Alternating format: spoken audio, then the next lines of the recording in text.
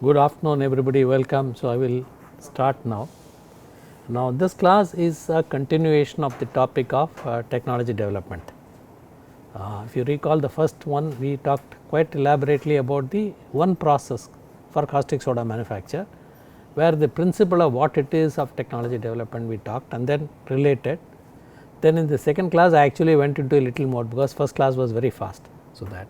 So, this is a continuation of the same topic in a different field, but the principle will be the same, which is basically look at an existing method or a process which meets the customer requirements, then think of a way how you can bring extra benefits to the customer's point of view by applying basic science and technology and see whether it makes sense or not. So, that is the basic principle. Here is an example. This example I have chosen, that was caustic soda. Here it is a process called gasification. Gasification is very one of the bedrocks of chemical processing. In principle, the gasification process is you take a feedstock hydrocarbon, it can be a solid, liquid, gas, whatever it is. Hydrocarbon is a key, which means the feedstock should have some combination of carbon and hydrogen, and the interesting thing is only the hydrogen part we are interested in this. Okay. Sometimes carbon itself can be the starting point, which means there is no hydrogen there, keep that in mind, but usually hydrocarbon, and then you do lots of stuff on this in order to extract hydrogen out of that, and hydrogen of course is very valuable, you can do a variety of things. So, this is this principle of gasification.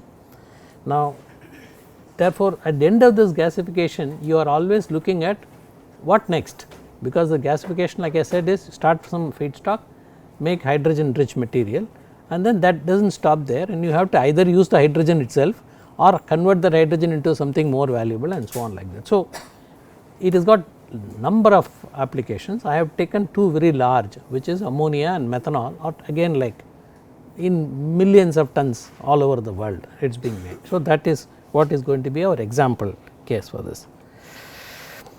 Now, the specific technology we are going to talk in gasification is an improvement was supposed to be autothermal gasification. So, normal gasification we know, and this is supposed to be autothermal, which means what is it different and why is the benefit to the customer. So, that is the logic.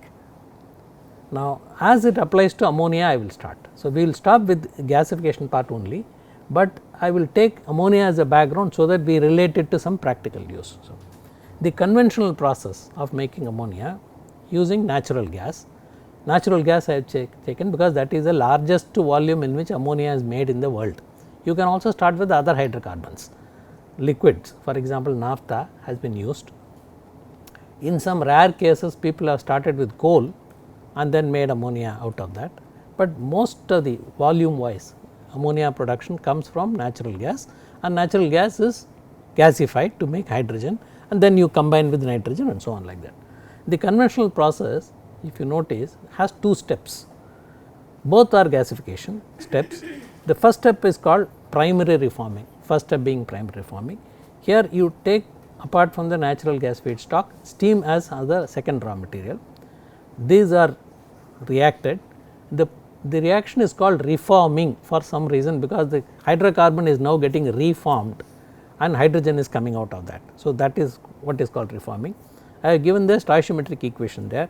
Natural gas, by the way, naturally gas, and therefore, it is methane is the simplest hydrocarbon, you can't have simpler than that hydrocarbon. So, in actually of course, natural gas when you dig a inside offshore, onshore, some oil wells you come, it does not come as pure 100% methane, it comes with mixed up with sulfur is a very common contaminant. So, it will be acidic gas with some H2S, quite a lot of CO2 is present, sometimes there can be other gases, but predominantly it is methane. So, I am starting from the point of methane, purification of natural gas to get methane is a, we will skip that step. So, CH4 methane is reacted with steam. Ideally what we want to do is that H4 of methane we want to pull out, that is the principle. Because we are using steam, and there is a minute we will tell you why steam, is that H2 of that water also is pulled out. So, ideally if you had the best gasification you would have this reaction, which is methane reacting with steam to form 3 moles of hydrogen, and the carbon is now converted to CO to that. In reality, this reaction cannot go to 100% completion for a simple reason, it is an endothermic reaction. The lots of bonds are getting broken, very strong bonds are getting broken. So, you require a large amount of energy to be supplied from outside, and it is a reversible, and therefore, thermodynamics point of view, you will not get a 100% completion of the reaction. You can work it out, go to the table of standard tables of free energy formation of all these components. Elements like hydrogen free energy formation is 0, and that is conventionally it is taken as, whereas if you take CO, H2O, methane, put it work backwards, you will find that the reaction will not go to completion. In fact, you have to raise the temperature to some level for it to happen, and it absorbs a lot of heat. So, that is what it is. So, normally what happens is this reaction takes place to some completion. At the end of it, we still have some unreacted methane along with the products. This is what is happening in the primary reformer. Okay, simple. Methane, steam reacted, supply a lot of energy, it goes to somewhat completion, you have got gases. But our idea is to get as much hydrogen pulled out of methane as possible. So, the job is not finished. So, you go to the second stage, which is called secondary reforming, and this time you have to use air, because steam has done its job, you can't carry out the reaction anymore with that. So, air is used.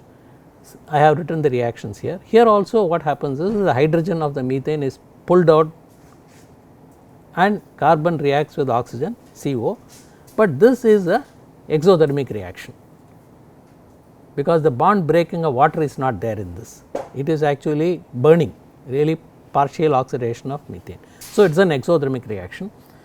I have written the reaction. If you add more oxygen or less oxygen, either CO will form or CO2 will form, both are exothermic, both release heat, and methane gets split and more hydrogen is liberated, of course at a much lower rate, because in the earlier reaction if you see, the hydrogen of water is also coming out, the methane hydrogen content also is coming out. Here of course there is no water, so only whatever hydrogen is there in the methane is pulled out. So, that is the reaction. It gets completed practically to 100%. Rest of the 2 steps I will go, but in this class we will not, that is not important for the purpose of this class of gasification alternatives. So, the conventional gasification again is that is how it is done. There is a primary reformer, there is a secondary reformer. Primary reformer is endothermic reaction, secondary reformer is exothermic reaction, it goes to completion. Subsequently, what you do is that you have got a mixture of CO, little bit of CO2, hydrogen, some amount of steam also, all that, and now you convert that CO to easily removable substance called CO2. How we do that? We carry out a water gas shift reaction, because the steam is anyway present there. You add steam, the additional bonus that we get is one more molecule of hydrogen gets generated in this from steam, and CO becomes CO2. CO2 is a much easier gas to handle, of course. First of all, it can easily be absorbed in variety of solvents, and then you remove that CO2. Now, you have got hydrogen rich material, all you require is to react it with nitrogen, ammonia forms. So, that is what it is. So, now one quick step on this gasification process is, the gasification in principle what it does is, it takes the hydrogen from the hydrocarbon and tries to concentrate it, that is as simple as that. Now, if all the hydrogen thus generated gets converted to ammonia, you can calculate how much of ammonia can you make from 1 mole of methane, basic stoichiometry, right. CH4, go to the previous reactions, H2 comes, and this H2 gets converted to methane. So, you can work backward, what is it come. So, you can do this calculation, you will get this straightforward simple stoichiometry 0.35. Now, in ammonia technology, conventionally for historical reasons, when people wanted to compare several processes here and there, they do not use like how much of methane is used for ton of ammonia, that is a logical thing to ask, like any raw material, how much of raw material. Instead, each industry has a little bit of a jargon. So, this ammonia industry has come out with saying how much of energy that you have used, both as feed as well as fuel. they will ask. So, the same methane is converted into energy value, as simple as that. So, if you take the LHV of methane, I have given the number here, convert it, you will get in terms of energy value of the methane per ton of ammonia, simple, that is 17 gigacalories per ton of ammonia. So, this means if I start with natural gas, do primary reforming, secondary reforming with as much efficiency as possible and make ammonia out of that, the energy consumed equivalent of methane will be 17 gigacalories. Compare that with actually the best available plants that we are made today is of the order of 30. So, this gives us a clue somewhere energy is getting lost. Okay. So, that is what it is. Horrendous flow diagram, we will go back once again. Mercifully, we will concentrate only on one part. We are going to concentrate only on this. Rest of them we will do, because this is an ammonia flow sheet, it looks very big.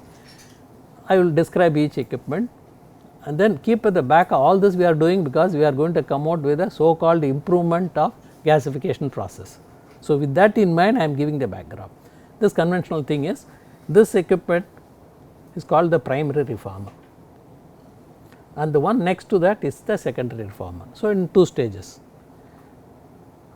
What happens is, you take the feed which is methane, natural gas, it comes through that various things it goes and finally enters the primary reformer where steam is put together. It gets reformed, like I said, to some completion, and the energy required for carrying out the reaction has to come from somewhere, right. That comes from a part of the fuel is taken, part of the methane is taken, and this time we call it as fuel, because the purpose here it is only going to be burnt. The one part of the methane which is going to react with steam and form hydrogen, we just give a name called feed, because it is feedstock, raw material getting converted. The same methane, a part of that is going to be used, but this time it is just burnt. So, it is called same methane as fuel. Actually, both of them come from the common source. So, this comes, burns. This reactor, primary reformer, is like this, it is a catalytic reactor, and the main reaction of steam and methane reacting with each other takes place in a packed bed equivalent. There are tubes, metal tubes, inside the tube you fill this catalyst, porous catalyst, and then the steam and methane gases are flowing through the tube. Outside the tube you are supplying the energy for heating up and supplying the heat of the reaction. How is the heat supplied is, typically it is a very large vessel which is refractory lined. These tubes are from top to bottom, like in this room if you imagine, tubes are running like pillars all over the place, and then you put burners at several spots and burn the fuel outside in the furnace.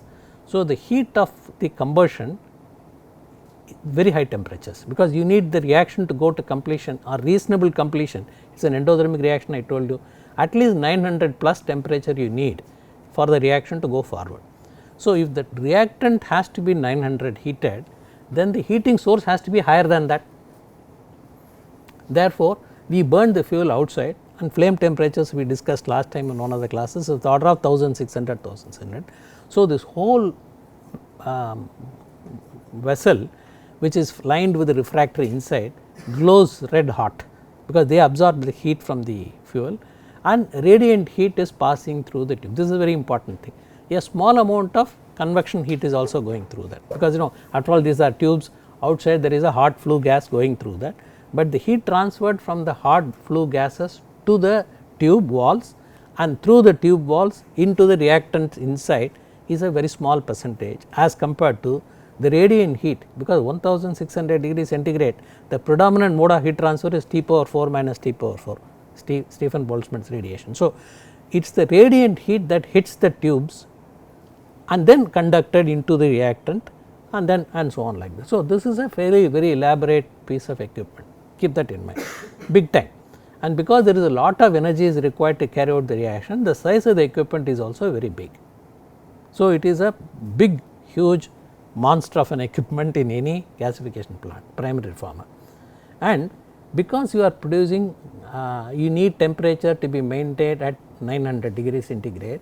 After this part I am asking you to concentrate on the flue gases, that cannot be lower than 900.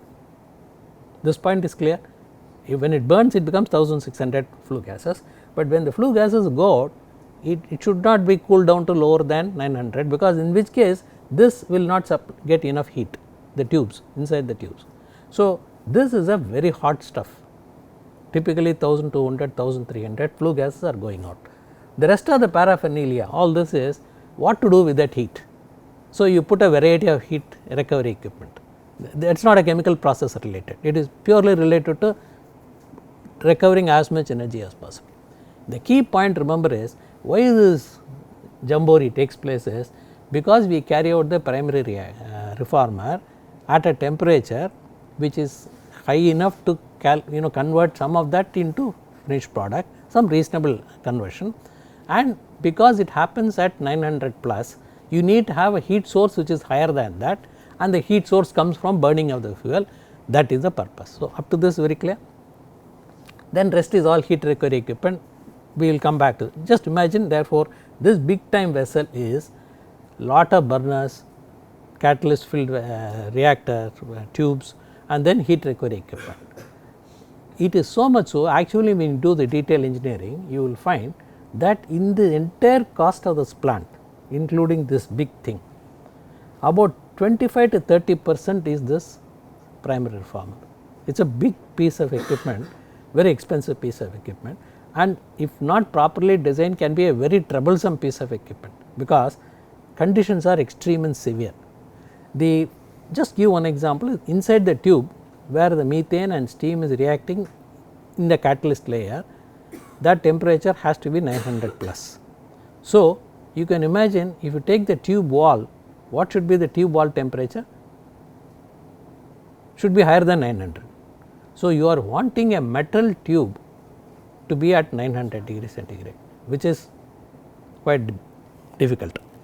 Second, the natural gas when it comes, usually natural gas comes from a well, you have an oil well, associated gas comes, or it comes through a long pipeline, somebody has processed natural gas, he comes, like India we have got this HBJ pipelines you would have heard.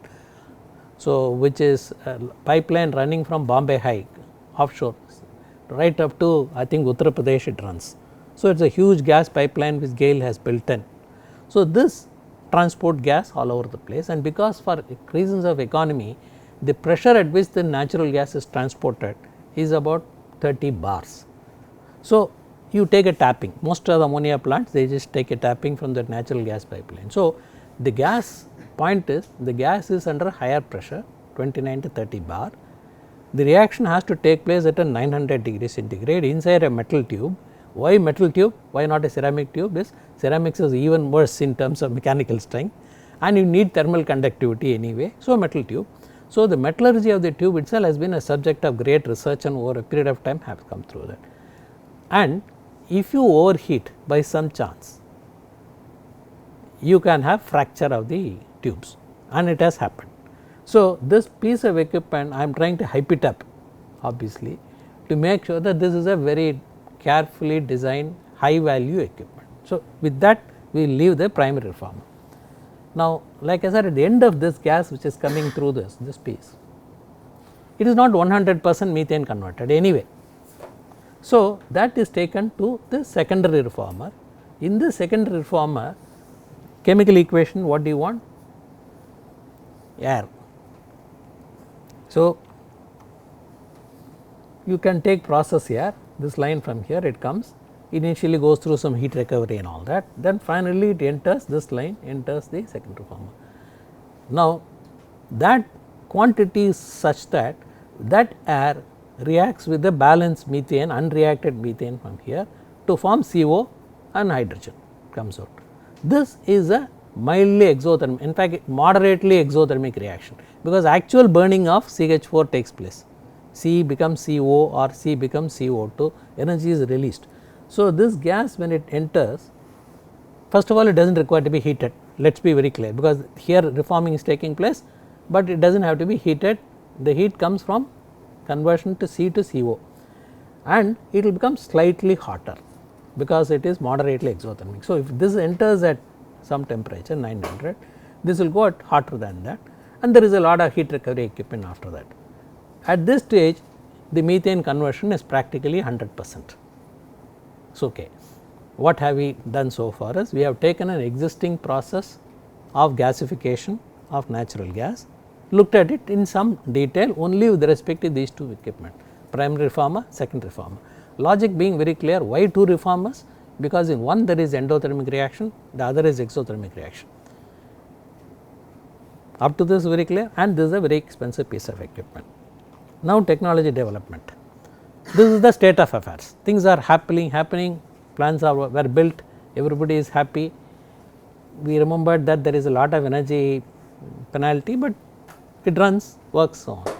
Now there is a motivation, everywhere should be a motivation, which means some benefit from the customer point of view extra over what we have. That is the key of this entire course. So where is the motivation coming from? The motivation can come from energy savings, because I gave you an indication stoichiometrically if all the methane is converted to ammonia, you will only get something, you need equivalent of 17, but actually we consume. So we are consuming more methane than what is theoretically converted into ammonia. So this is one area you can work on. Second area that we can work on is, go back to one of our lectures. In all your industry life, these two questions I said which will keep on coming. By now I think all of you must know what those questions are. Question number 1 is, for any product, how much does it cost to make the product? In this case, in order to make ammonia, how much cost of ammonia per ton of ammonia? So that is the energy part. Second question is, in order to make the product, you need a plant. How much will be the cost of building that plant? So this is second question. People picked up the second question. You can also pick up the first question, but this technology development effort is with respect to the second question is, the motivation again I written here is, can we reduce the capital cost of building up an ammonia plant without too much sacrifice on the energy? So which means right now on energy efficiency we are not really going to work on, more or less the same we will keep, even if it is slightly more we do not mind, because can we bring down the capital cost? Logically if you want to do that, what we will do? We will say yeah, which means let us first understand where is this capital cost spent. So we will take this big time Excel sheet, land, building, plant and machinery, equipment, instrumentation, power, piping, whole works, and it so happens the first thing that will stare out at you is this primary reformer with 25 to 30%, big vessel, all fancy material of construction and so on. So finally it zeroed it down to, if we have to reduce the capital cost, then you have to do something about the primary reformer design to reduce the size. That is the logic motivation. One thought came is, going back,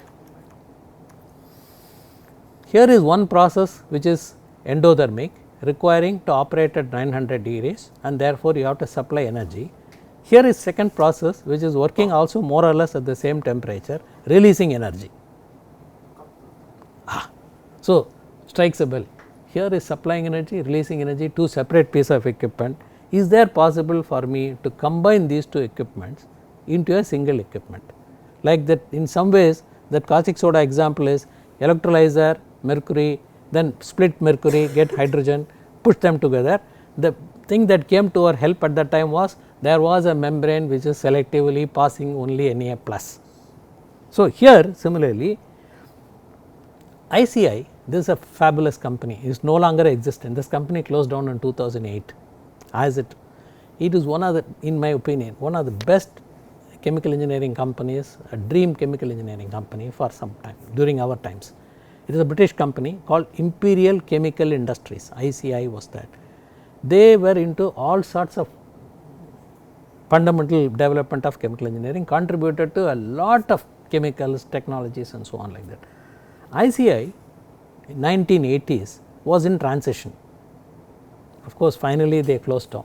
At that time they were asking this question is, they took up this very seriously, because there were several companies making ammonia. I mean technology of ammonia was in several US companies and Norwegian companies. There was two standard Japanese they were making. This British company said, look at the market very closely. In order to do that, you have to always go back to the market, because we have to find some customer whose problem is you are going to solve. So, they went and did a survey, and they thought there were lot of companies which were wanting to make ammonia in a smaller size, because when you say ammonia plants of what size we have to ask. Mind you, these are all happening in 1980s. That time the biggest ammonia plant that was built and operated was 1500 tons a day. But there were also plants which were in 600 tons. Madras Fertilizers, where I took my industrial training, was 650 tons per day. EAD Pare, where I actually transformed that, we had a 40 tons per day ammonia plant, believe 40 tons. So, there were all sorts of capacities available, and depending on the situation, ICI thought, especially so when you have a smaller plant, we should have this technology developed. Now, you have to think, is this logic correct? Because all of us have heard about this economies of scale, right. What is economies of scale is, if you build for the same technology, same plant, everything is the same. If you build a bigger sized plant, you will have some advantage. That is economies of scale, which means that let us say there are two manufacturers, one 1500 tons of ammonia, one person 600 tons of ammonia. This 1500 tons ammonia fellow will have some advantage in terms of the cost. It just turns out like that. Think of why it is the case. It is almost the case for any process. Bigger the capacity, smaller will be the unit cost. Think that. ICI said, can I make a dent in this logic, so that all the 600, 700 smaller capacity ammonia guys will jump for my requirement. Otherwise, they are kind of losing. So, that is their logic. After a lot of trial and error, they came out with some, it kind of modified. I have given not from ICI, because ICI closed, and subsequently one of the existing ammonia technology fellows looked at that idea and said, I will also keep that market covered, and he went into making it. This is from Halder Tupso, which is actually both gives you big conventional plant, it also has its one leg on the smaller plant. So, it is from them. Here basically the flow diagram, if you look at it, what happens is, it is the same. You have a reformer, but this reformer has now become small, which means you reduce the duty of the primary reformer. Do not try to push the reaction to very high level as it was in the case. In that case, this we pushed to get as much conversion as possible. In practical terms, something like 85% of the methane will get converted to in this reaction. Do not do that. You bring it down the conversion there. If you bring down the conversion in that, naturally the energy requirement is coming down, and naturally the size of the equipment is coming down, all that. So, you would find that there is still amount of you have to supply, what they called as a pre-reforming, small reforming. So, the duty of this reform, it is identical catalyst, method, everything is the same, excepting you reduce the conversion in that purposely, and therefore, the size of the equipment comes down. So, that is what we do. The consequence of that is, the product that comes out of this smaller reformer is not fully converted. There is a lot of unconverted methane around. You take it there to a second, where it's the problem is, if you put beyond a certain limit, you kept on adding to compensate it, add more oxygen, because if more methane comes, you have to add more oxygen, right. If you kept on adding more oxygen, after some time the oxygen will start reacting with the hydrogen that is forming from water. So, instead of getting a product, we will destroy the product. So, it is a kind of a series parallel reaction. So, these guys then they said, in that case what I will do, I will control the flow rate, but I will have a air separation plant. I will not put air, I will put enriched kind of oxygen, adjust the conditions such that some of the load of the primary reformer has now got shifted to the secondary reformer. Thereby, we reduce the size of the primary reformer, secondary reformer size goes up, but that is not a big problem, because there is no burner, it just two gases burning inside the tube. So, this is the essence of that. It was actually a successful, technically it is a success, which means today if somebody wants to build a smaller plant, notice the word very carefully, smaller plant I am saying. If you wanted to build a plant of 200 tons of ammonia per day, almost invariably you will go to this process. because this will turn out to be, in terms of initial investment, much cheaper compared to going for a conventional plant. This will be the case. So, it was a technical success, they sorted it out, and that is how the niche for a small ammonia plant developed. The key point for our learning technology development is that take always a holistic view and then optimize the process. Any given process, when you walk in tomorrow in your career, you will most probably you will not go to some place where you are trying to develop a new process for the 22nd century. You will probably go to a plant which is already making some product or whatever it is. After you spend the time, try to slightly broaden up and down to spot the potential for opportunity, because I said you have to spot the opportunity for customer point of view. If you take a bigger view, you will spot it better. If you take a very narrow view, it will be very hard.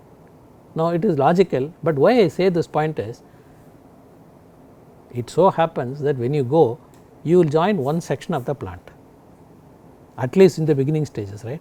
After some years of practice experience, you will become responsible for the entire plant. So, when you go, there will be a pressure to look narrow. Some of you who had actually worked in company, there will be pressure for you, no, look at it this only, resist that, because I feel that you are all too intelligent, too let us say knowledge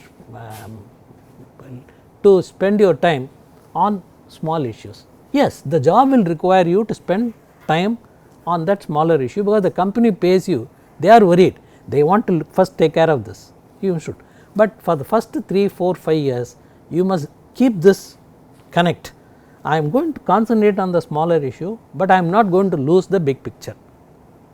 If you did that, the experience that you gain will add up and you can make this step easily. Many people, some of you from the experience will know, miss this, and after a few years it is next to impossible for them to take the holistic view. You have lost it, really, is not it?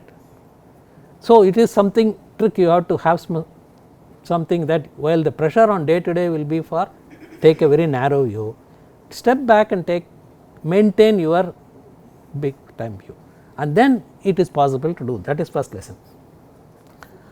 What I mean by this holistic view is, I see finally I said this became a technical success, but as of today it is still, there are large number of plants, almost 95% of the plants are being built on conventional technology.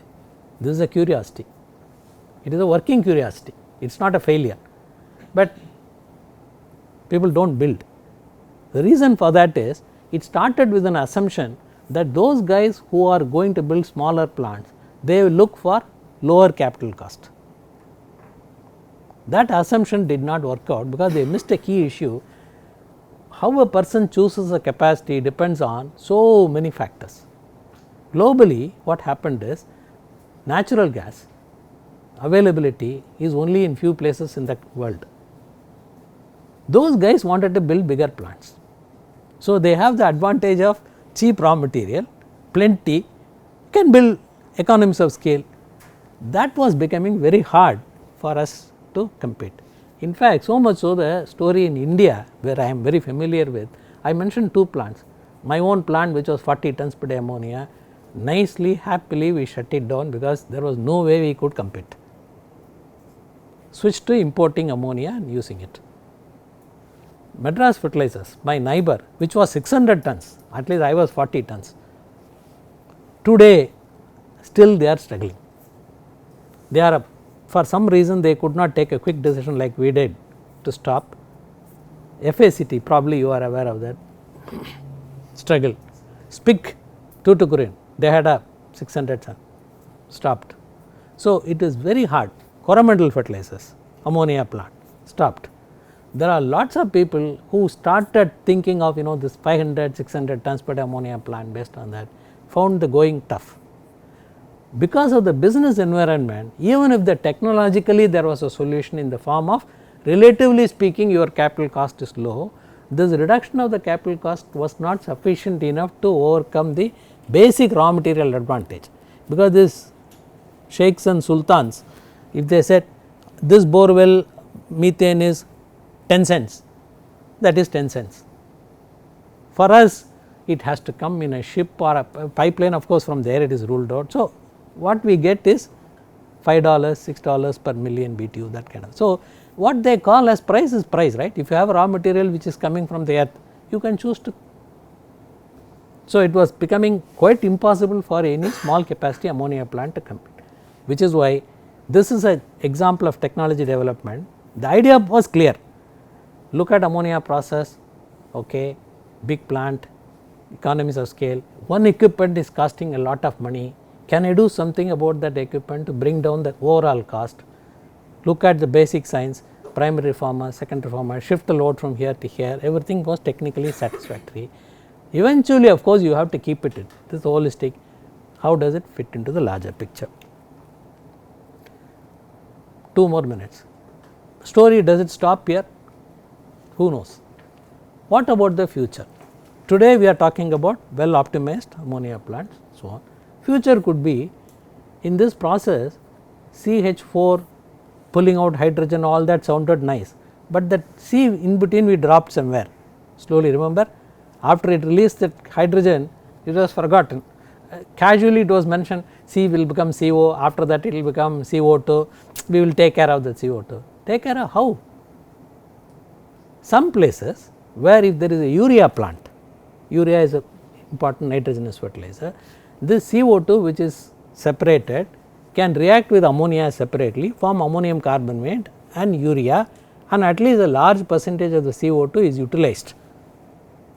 If it was not the case, then if it is a standalone ammonia plant, you made ammonia for the sake of ammonia, then that CO2 will go up in the atmosphere.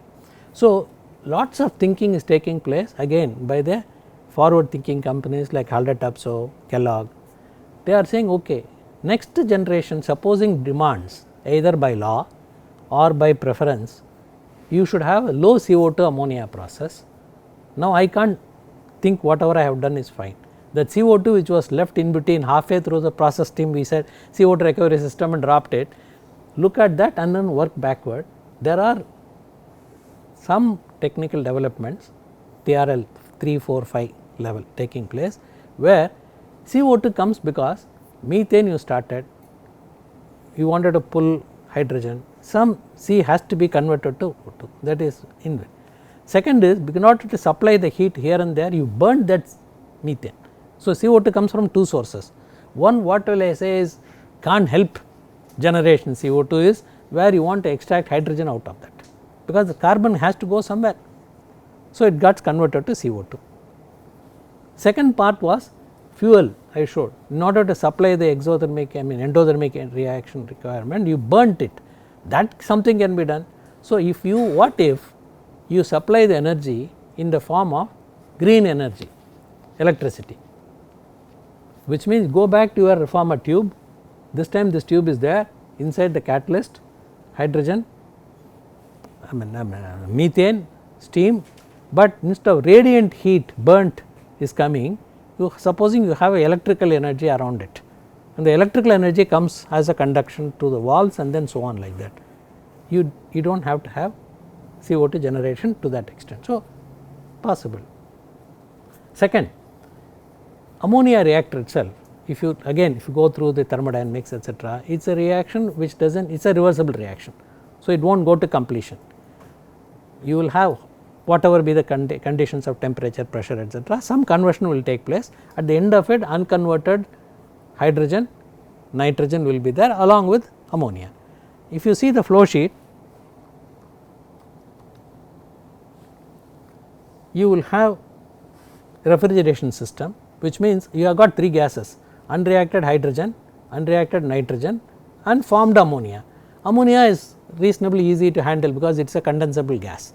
So, you have a refrigeration system, remove that ammonia and whatever unreacted gases put it back into the reactor. So, it is a recirculating reactor, that is how it is conventionally been done. What if somebody comes out with a reactor which, as the reaction is taking place, nitrogen and hydrogen are reacting to form ammonia, somehow you take away the ammonia from this reaction site, do not wait for it to get accumulated and remove it and put it back. In the reaction site itself you remove that ammonia, then the reaction will get driven to forward, Le Chatelier's principle. If there is a reversible reaction, if you take away the product, more reaction will take place. So, people are working on a metallurgy of a tube which is porous, where you carry out the ammonia reaction and the product comes out of the walls. The interesting on this is customer end onwards, why should it happen is ammonia is also, apart from, originally the ammonia was used for as a fertilizer, mostly ammonia, then caprolactam is a fiber, then nitric acid, then ammonium nitrate explosive, lots of use. Nowadays there is talk ammonia is a very good fuel, surprisingly, because ammonia can be used in gas turbines, and gas turbines have been developed, several companies. Instead of normally gas turbine you put natural gas and burn and get power out of it. Instead of that you can put ammonia and burn, you get power out of it. The product there CO2 comes out, here when ammonia burns, water and nitrogen come out. So, there is another way of generating green power. So, conventional power generation technology went back and forth and then say, if I start with ammonia I can do that. So, this is lot of work is taking place. If that happens, then the demand for ammonia will go up, and the whole fellow is developing this in order to be green energy with some benefits, incentives probably. Then all this, whatever idea I said about green ammonia making itself will probably come into picture. So, that is the quick completion. So, with this technology development, second example I will close. There is a third example which if you want I will share, otherwise I will drop the topic. This is a failed example of a technology development. These two are successful. Mercury to membrane is a successful. Even the combined reactors for ammonia gasification is technically a success, but a technically failed example of a technology development I am personally involved. I happily tested failure like mad. So, this example I am willing to share with you with the learning why it failed, that might be useful. On the other hand, sir, too much technology, what is this, one more technology also, I will drop it. For those of you who are interested, I can separately post it there. Okay. So, that is what probably in the next class one of them do. Then there was a request project work, is it clear? Because I have not heard anything, we have formed the team, few days are going by, I hope you are clear. Take time to understand what is required to be done, how it is to be required to be done, because already we are 5 days, 6 days gone through, and you have to choose a topic. First to tell me what the topic is also. Okay. So, that is what we will do. We will not do it right now because it is already 12:45. So, sir, in the next class can you please explain the project topic again briefly? yeah, I think that is a good thing. So, Wednesday there is an external speaker who is coming. On Thursday probably the whole class we will spend on project. I will take the same slide, describe it, then you raise your questions, come with some tentative idea what you want to do, and we will talk it over and see whether it fits the requirements of the course. So, Thursday class is only for projects, let us agree on that.